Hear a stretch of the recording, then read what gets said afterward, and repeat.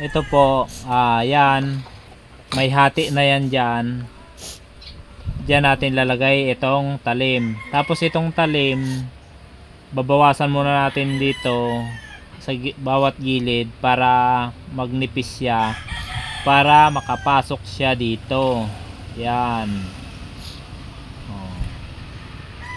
Tapos i-align na natin ito yung alignment ko. Tignan na. Oh. Yan. Yan, tama na yan. Tapos ito ganun din. Oh.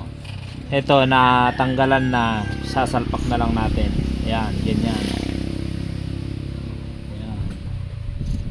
Tapos dito yung align kung gaano kataas ang gagawin natin. Yan.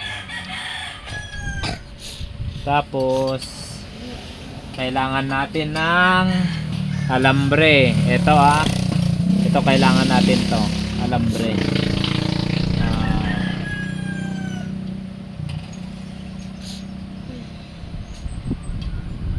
Panglagay natin dito para hindi po siya gagalaw pag sinulda natin, pag hininang na po natin ito. Ay ganyan po, ganito po ako maglagay bago ko hinihinang po yung yung tari. Panoorin nyo lang po hanggang matapos para yung video natin, para malaman po nyo ang ginagawa. Yung mga hindi pa po dyan marunong gumawa ng tare.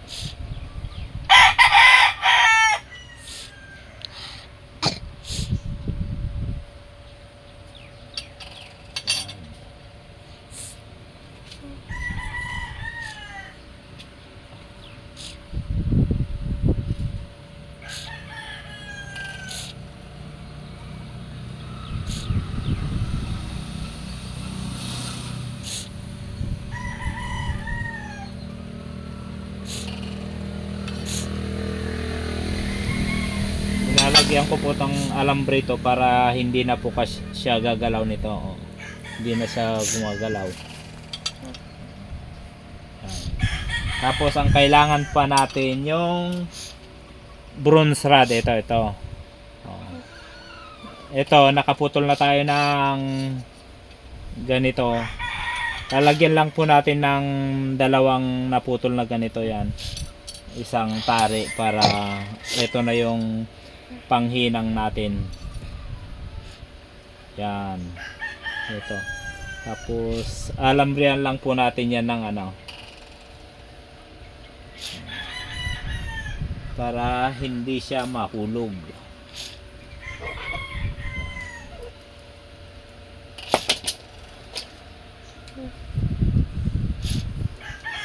Para hindi po siya mahulog.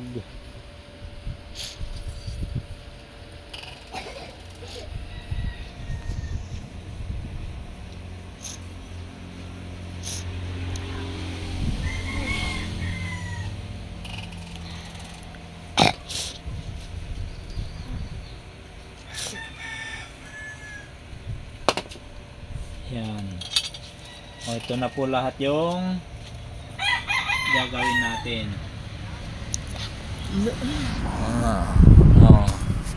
Yan po, magsusulda na po tayo. O, tignan nyo po ang pagsulda natin para malaman nyo po kung paano ako magsulda o maghinang para idugtong na natin yung talim. Ito lang po ang gamit ko. Ito ang gagamitin ko ngayon, pero sa susunod pwede ko pong ipakita sa inyo ang paghinang sa baga lang po ng uling. Pwede rin po tayo magsulda sa baga ng uling, mas lalo yung mga malalayo sa bayan. Pwede kahit sa bundok, pwede tayong maghinang kahit gamit natin lang ng uling. Ang gagamitin lang natin na panghinang sa uling, pwede yan pag malayo tayo sa bayan, wala tayong mabibili nito. Pwede na rin ang uling po pag hinang, kaso kailangan mo ng blower. Sa susunod na video ipapakita ko po kung paano pag hinang gamit ang uling. Pero ngayon ito muna ang ipapakita ko sa inyo kung paano ko ginagamit ito pang hinang. Ito butane gas to, butane gas. Classic gas. Ang tawag nito butane. Ito bloaters.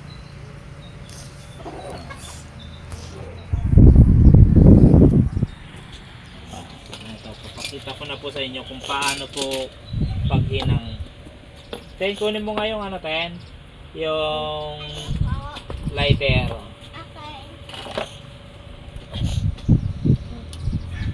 Ito, pakita mo. Yan po, nasulda po natin yan kagabi. Nahinang po natin yan. Ngayon, ito ang ihihinang natin ngayon.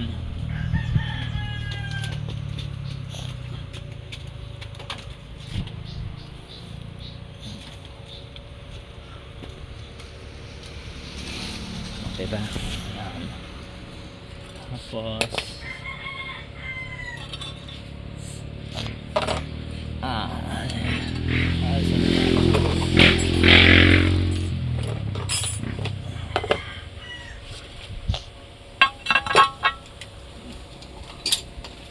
nasaan yung eskwela natin?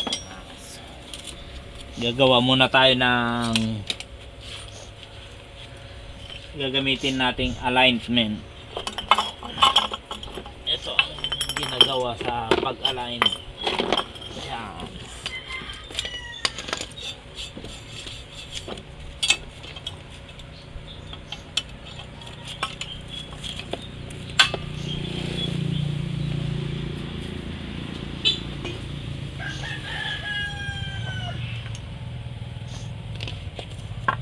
Tapos kailangan natin ang borax.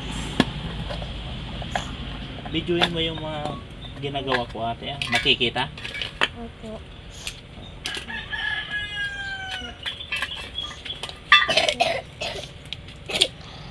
Ito na po, maghihinang na tayo.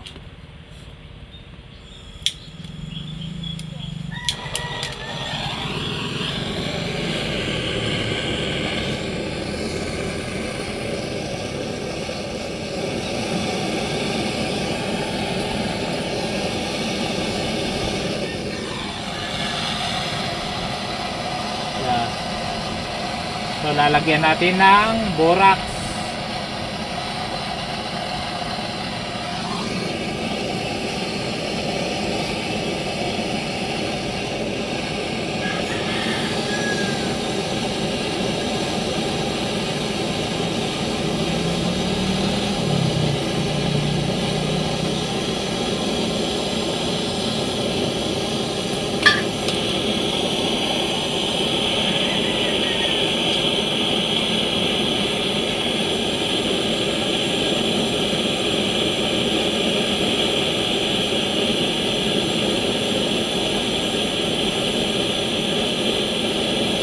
Lapit mo, ate, lapit mo. Tingnan mo. Kikita?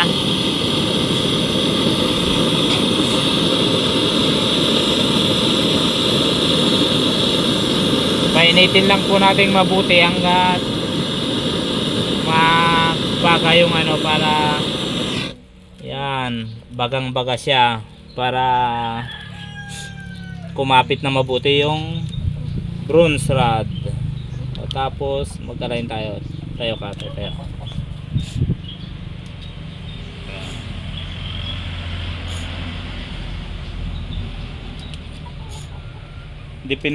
Depende na po sa inyo kung paano nyo gusto ang align ng tare.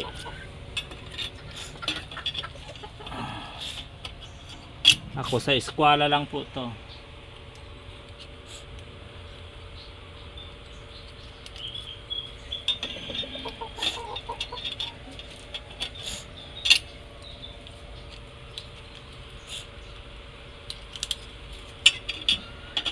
Ito, kailangan nyo rin po ng panghawak na na long nose na dalawa.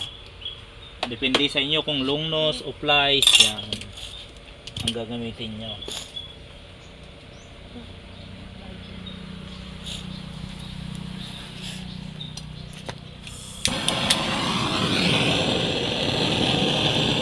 Dito lang dito. Bakit nag-load ka na?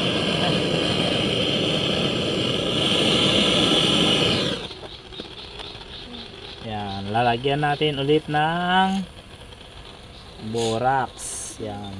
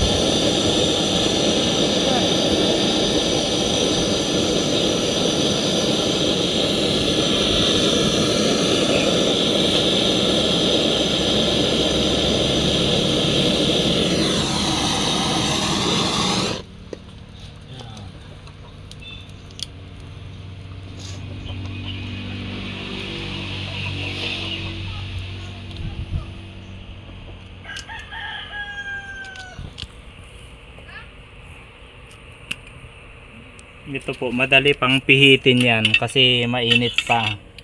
Huwag nyo na pong pipihitin kung malamig na pong masyado kasi hindi na po yan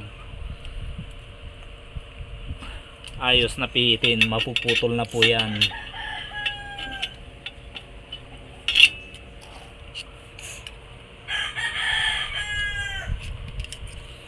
Yung tari lang ate.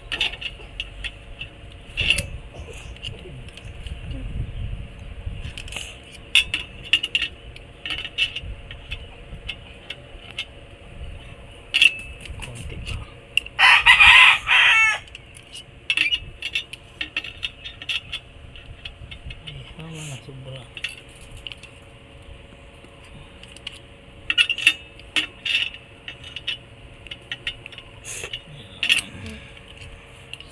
Diyan natin.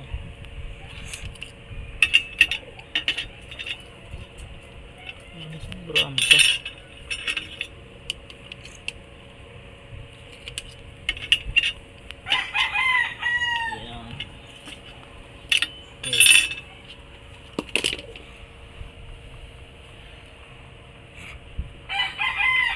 Tayo ka tayo.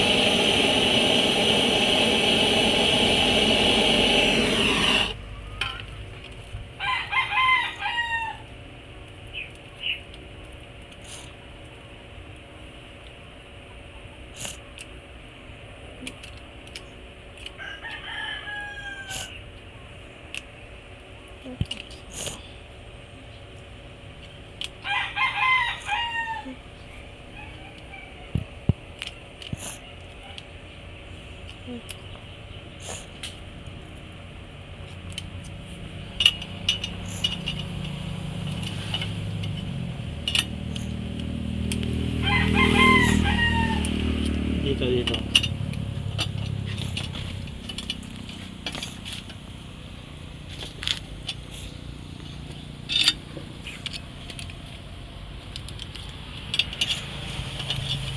Kamutin mo dito. Kamutin mo. Hindi, sa baba niya.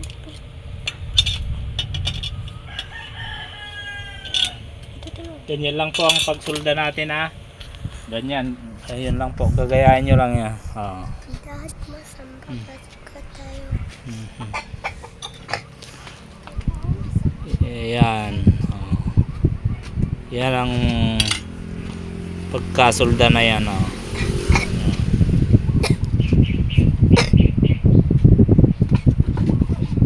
Ganyan lang po.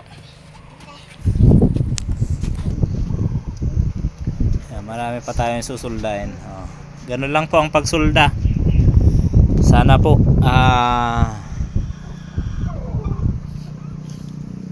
tuloy niyo pong suportahan ang aking video at paki-like na rin, paki-subscribe na rin po para updated po kayo sa ating mga videos. Maraming salamat po.